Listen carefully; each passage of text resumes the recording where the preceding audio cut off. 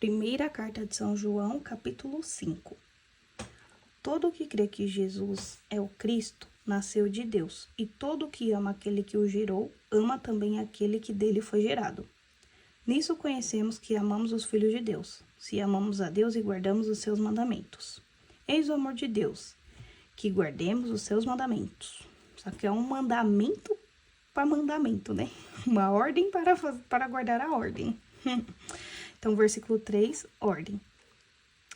E seus mandamentos não são penosos, porque todo o que nasceu de Deus vence o mundo, e essa é a vitória que vence o mundo, a nossa fé. Versículo 4 é um princípio eterno, ou seja, no céu funciona assim, é uma lei imutável. Então, o que vence o mundo é a nossa fé. Lá no céu é assim que funciona. Versículo 5. Quem é o vencedor do mundo, senão aquele que crê que Jesus é o Filho de Deus?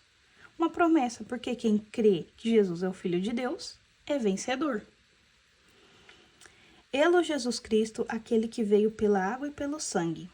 Não só pela água, mas pela água e pelo sangue. E o Espírito aqui dá testemunho dele, porque o Espírito é a verdade. São assim três os que dão testemunho, o Espírito, a água e o sangue. Esses três dão o mesmo testemunho. Aceitamos o testemunho dos homens. Ora, maior é o testemunho de Deus. Porque se trata do próprio testemunho de Deus, aquele que ele deu o seu próprio Filho. Aquele que crê no Filho de Deus tem em si o testemunho de Deus. Aquele que não crê em Deus o faz mentiroso, porque não crê no testemunho que Deus deu a respeito de seu Filho. E o testemunho é esse: Deus nos deu a vida eterna, e essa vida está em seu Filho. Quem possui o Filho, possui a vida. Quem não tem o Filho de Deus, não tem a vida. É uma promessa. Então, se a gente crê em Jesus, a gente tem a vida. E também uma promessa negativa: quem não crê em Jesus, não tem a vida. Isso eu vos escrevi para que saibais que tendes a vida eterna, vós que credes no nome do Filho de Deus. Temos a vida eterna, galera, olha isso. Vamos crer, vamos amar Jesus. Versículo 14. A confiança que depositamos nele é esta: em tudo quanto lhe pedirmos, se for conforme a sua vontade, ele nos atenderá. Isso é uma promessa linda. Se for da vontade de Deus, ele nos atenderá. E se sabemos que ele nos atende em tudo quanto lhe pedimos, sabemos daí que já recebemos o que pedimos. Olha só essa promessa. A gente pede com fé.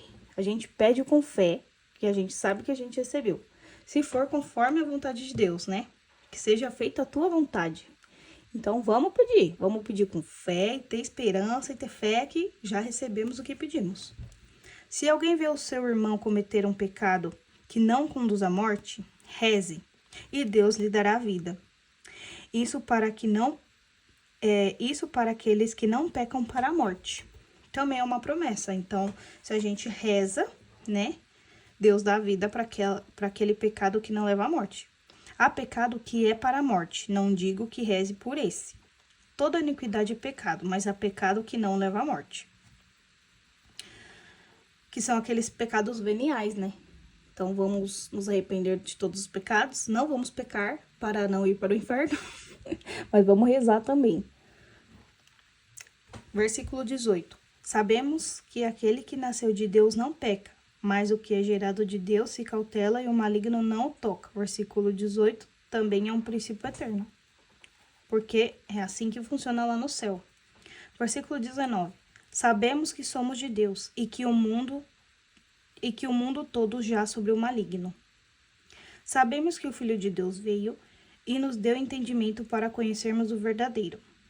E estamos no verdadeiro, nós que estamos em seu Filho Jesus Cristo. Este é o verdadeiro Deus e a vida eterna.